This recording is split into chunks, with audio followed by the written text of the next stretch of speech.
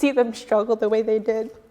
I'm crying, I don't like to cry. Why am I crying thinking about it?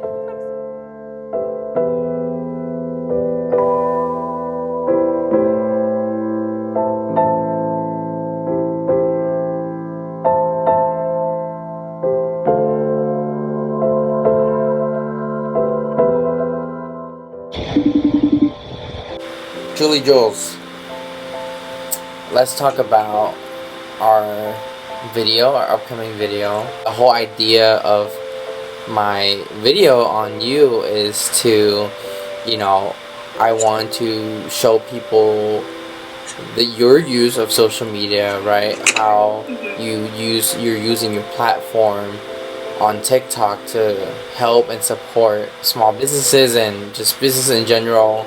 Instead of how, a lot of people, which there's nothing wrong with making funny videos or dance videos, but you choosing to use your platform instead of just making people laugh, you're helping people in need. My name is Julez, and I started my blogger influencer journey about 6 years ago. I started blogging, I guess you would say, on Instagram. I've always been a fan of showing like where I'm going and what I'm eating. And my career as a blogger influencer kind of took off when I started writing for an online blog called The Hive Society, where I started to branch out into writing about food, art, and culture. I started TikTok, well, technically I started my account in 2019. It's been a year now, but I started taking it seriously in February of 2020, right before COVID hit. My background, education-wise, is in graphic design. I went to the Art Institute of Houston for my associates. I just kind of fell into the world of social media, just kind of organically because I was naturally drawn to it. My background is in graphic design, so when I created my Houston bingo card series, that kind of was a combination of everything I'm interested in. Social media, promoting small business, graphic design. The content I post on TikTok, I like it to be very informational. I'm pretty straight to the point, and I don't post any, frilly. Am I allowed to cut? Am I allowed to cuss? I kind of like to add some tidbits I feel like other food bloggers maybe don't include. Like, I do a lot of research before I post about these places. I look on Yelp, I look at their website. If the owner has an Instagram, I go deep into it to find little tidbits about their life that maybe I can include. So, for me, when I include my videos, in the 30 seconds that I do have, I try to educate my viewer and show them why, not just the food that's awesome, but like maybe some more history that will help draw them in.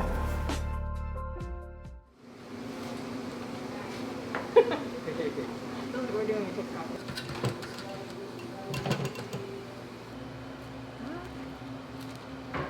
Sorry, Mike, I'm making crumbs. Okay, of course.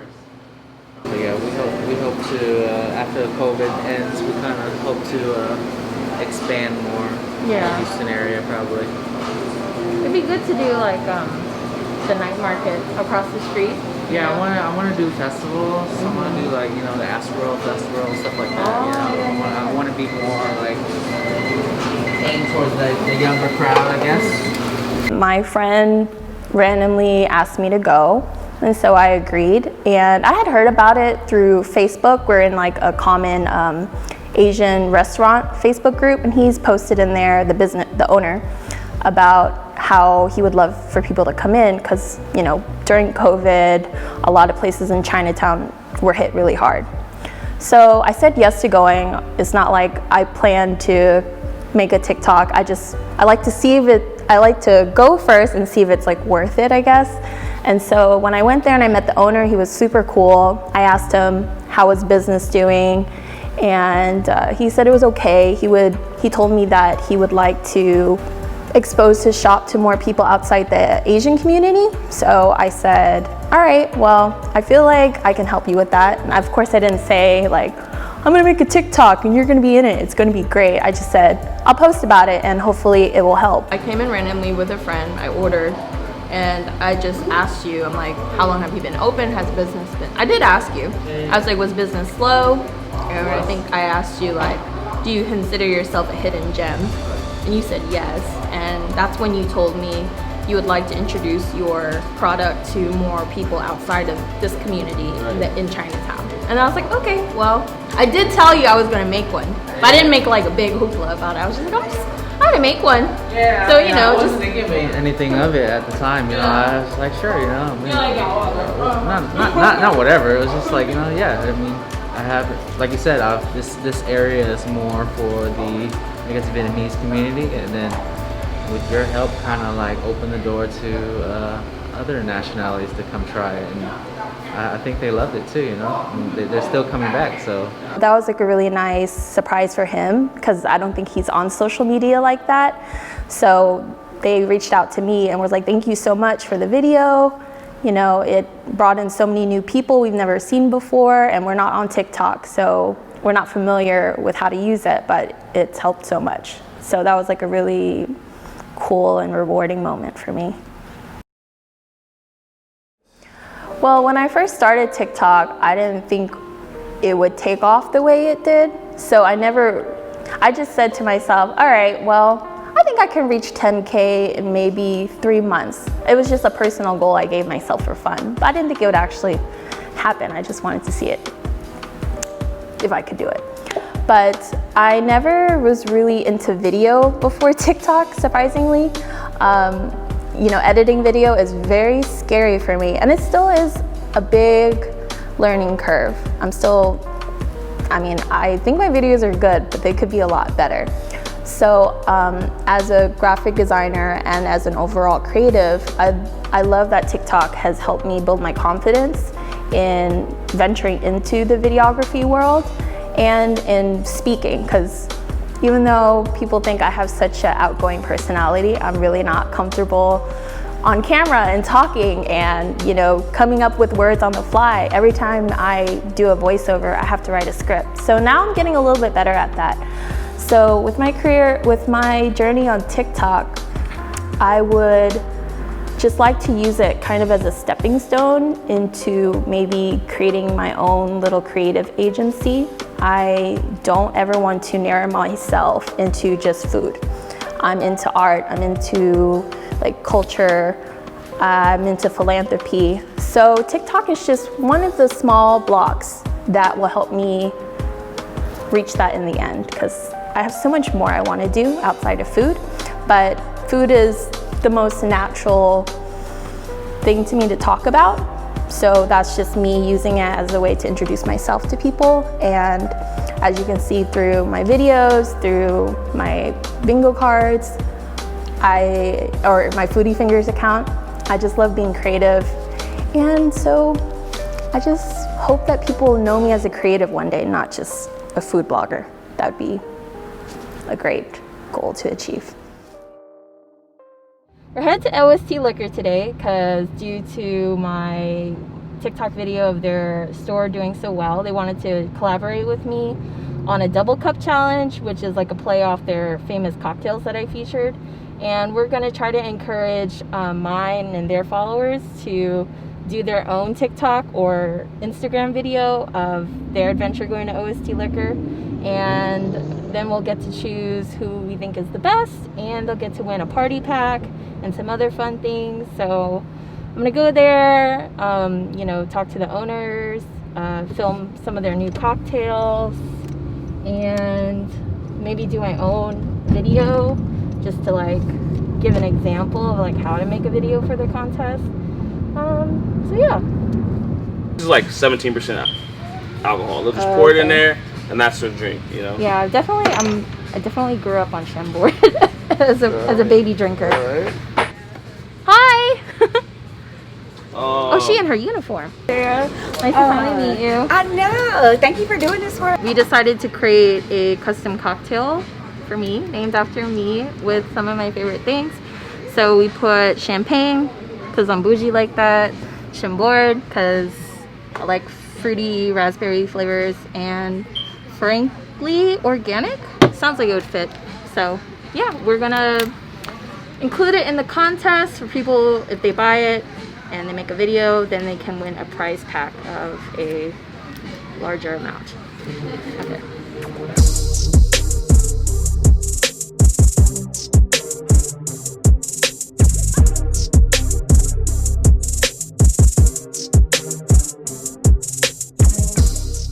It was a very impromptu thing. Me and my friends wanted to do a social distancing picnic at McGregor Park nearby. So we decided to meet at the liquor store to grab some double cup cocktails. Now in Houston culture, the double cup is, you know, related to something not really legal, but OST Liquor kind of rebranded it into their own pre-made cocktail recipes that were curated by their mixologist team. So they all have like really fun names like the Third Ward Special, things like that. We've teamed up with Julez. Julez. Yeah, to do a double cup challenge. People that don't know, if you don't know, you haven't seen him. She organically came in one day to support one of her friends. We have a mutual friend came by to support, and she did a video that went, I guess you say went viral on TikTok, and then double backed on Twitter, then double backed again on TikTok, which was an amazing, great video. A little 15-second clip to show people that what we were doing very different, and that was our OST double cups. You know, it's pretty cool how we met her, because I didn't even know who she was, but I thought we had to like give her some good service. We vibed and talked for a little bit, so it wasn't like fake, like, oh, that's Julez. Let me yeah, it was completely organic video that she came in and made, and it just went viral. So we asked her hey, how do we partner with you to continue this like relationship? You know, how do we continue to grow, not only just for us but together? So we asked her to come, and we're gonna do a double cup challenge where she'll post a video, kind of tell you guys the instructions, and we're gonna do a huge giveaway. But then we also said, hey, you know what, Julie? You get to make a drink. So people are gonna come by and they're gonna be able to buy the Julez cocktail right here. So a real cool thing. And again, you know, it all happened organically, and we just wanted to make sure that we show love and support. I happened to post it on 713 Day, and I asked the question, where are you from in Houston? And people in Houston love to talk about where they're from in Houston. So the video kind of went viral on TikTok, and the thing about TikTok is you can download a video really easily. So then it spread onto Twitter, and one girl posted it, and it really took off from there. Yeah, man, it's so crazy because it was just like a steamroll of things. Like that happened, plus it was crazy. Like that video pushed a whole bunch of people here. We didn't even really have a system. We were already like selling like more than we really could handle, and then when that happened, it was just like, oh shit. After that, they hit me up and was like, dude, we had no idea TikTok had this kind of power, so let's do a collaboration. So we wrote out some details of like a double cup challenge, and they invited me back to film a TikTok about the double cup challenge, not necessarily a cocktail. But when we got there, they were like, you know what, you're cool, let's make you a cocktail. So that was like a really cool surprise. You know, I never thought about having a cocktail named after me, so that was really fun. I told them what I liked. They let me put my social media handle on it, and now there's a julez.jpg cocktail at OST Liquor, all because I decided to highlight a small business. So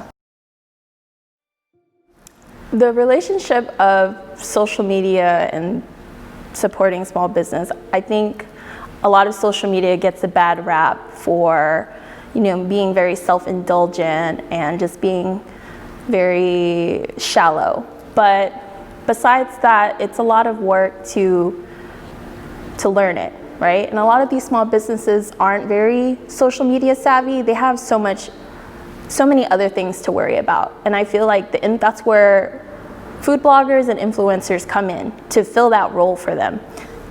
It's our job to make the little mom and pop shop that hasn't updated their menu in like 10 years to look good and sound appealing. So I feel like we get a bad rap for food blogging because people just think we go in there, we eat all the food for free, and then we leave. No, we plan our outfits, we plan who's gonna come with us, we take the content, we eat the food cold sometimes because we want it to look good, because we know these small businesses are losing money from feeding us for free, so we have to make it worth it for them, you know? So the power of social media, I mean, of course, not everyone has the power to go viral. The social media world is oversaturated, right? But when it does do well, I mean, I feel like it makes such a big difference. So social media can be a very powerful tool if used right. I just wish people didn't think it was just a shallow, I mean, of course there are shallow people, but there are people out there who really care about promoting small business and using that tool for good. So I wish people just saw that.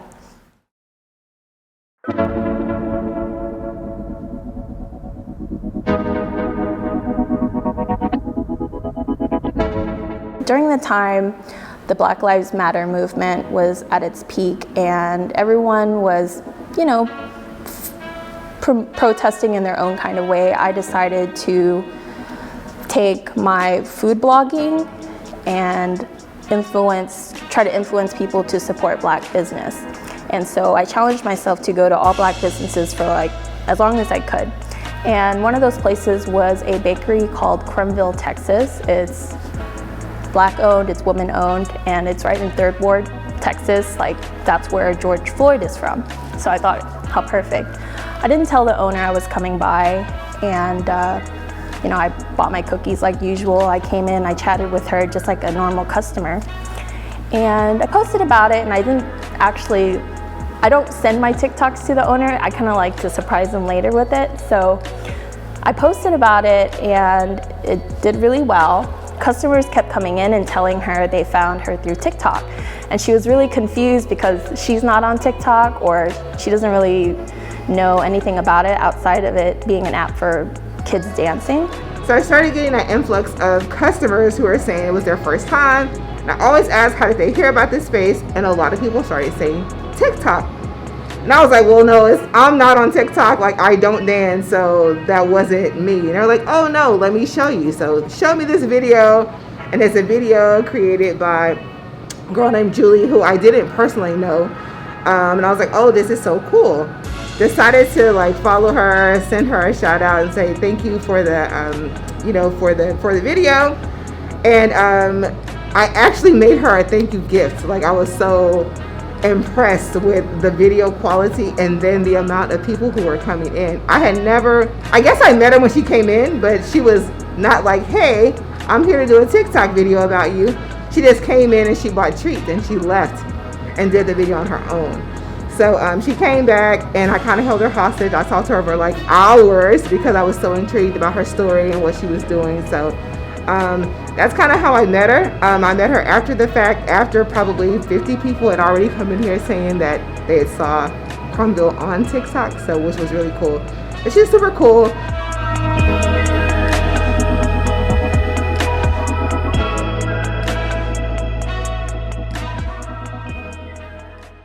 I'm really passionate about helping small business because over 10 years ago, a lot of people don't know this about me, but my parents owned a restaurant in Sugar Land.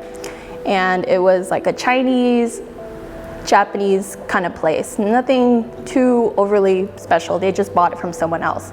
I was 18 at the time that they bought it. And this is before Instagram was even an idea. This was like maybe MySpace days. So as we all know, MySpace was just for selfies and band music maybe. So the restaurant was maybe only open for about a year.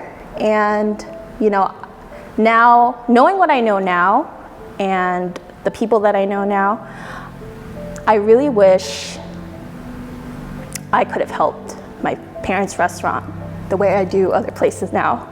So I feel, I'm sorry, now I'm crying because I'm thinking about it. But I feel like I could have helped them if maybe they opened later on in life. So to see them struggle the way they did. I'm crying, I don't like to cry. Why am I crying thinking about it? I'm so sorry. This is so stupid, but you know, I wish I knew what I knew now back then, so I could have helped them more when I was younger. So I think it's kind of like guilt and just trying to help other places not have to go through what my parents did, because that was really hard. You're doing great, right? Don't put any guilt to yourself, right? Things happen, and you know, look what you're doing now for so many other people, right? Yeah. You know, maybe it didn't happen for your family, you know, but maybe that made you who you are today. Yeah, right? like, now a lot of other people are doing great because of you. Think about it. yeah. There's a lot of places that benefit from what you do. Mm-hmm. You know. So don't put too much pressure on yourself. Too late, I already have. And honestly, like you said, back then they didn't have any Instagram, right? You're not promoting MySpace, right? Nope. That's for top 5 friends, friend list only. Yeah. So you can only do so much with what was available back then, right? You didn't create Instagram. You know, you didn't make TikTok. Yeah, Right? I just always think what could have been, you know? Yeah. I feel like I could have helped a lot more, but I didn't. I was 18 out of high school. You were young. Yes. You know, there's a lot of things that we wish we could have done. But Yeah. we were kids and we don't understand that. We don't think about it until we get older. Yeah. Right? If we thought like that, you know, back then we would have been a completely different person now. And you grow, right? That's how you learn. That's how you become a better person. Yeah. And you have. And you know, that's why I'm doing this, because I see what you've done for these businesses, and I think, you know, there's a lot of people out there that just do it just for the hell of fame and money and all that, but you're actually helping them, all right, blowing up their business. So don't be too hard on yourself.